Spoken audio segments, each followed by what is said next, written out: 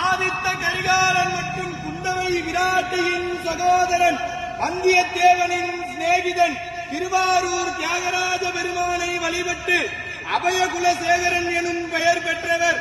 தெற்கே இலங்கை வரை சோழர்கள் நிலையாக விரிவு செய்தவர். தெய்வீகமான சொல்லாற்றும் நீதிமானாக இருந்து அருள்மொழிவர்மன் சேர சோழ பாண்டிய நிலைகளை ஆட்சி செய்த மும்முடி சோழன், கலைஞர் கோட்டையை வென்ற கலைஞர சோழன், கோயில்களை கட்டிய திருக்கோயில் சோழன், மக்கள் நலன் நியாயம் காட்டிய மண்மணி சோழன், தஞ்சையை ஆண்ட தஞ்சை வல்லவன், சிவபக்தியில் சிறந்த சிவபாத சேகரன், திருமுறை கண்ட சோழன், மகா கலைஞன், மாநகர் அரசன், கடல் வீரன், சோழ வம்சத்தின் மிகச்சிறந்த ஆளுமை கொண்ட தெய்வீக அரசன், நம் பெரும்பாட்டன் பேரரசன் ராஜராஜ சோழன் வருகிறார் வருகிறார்.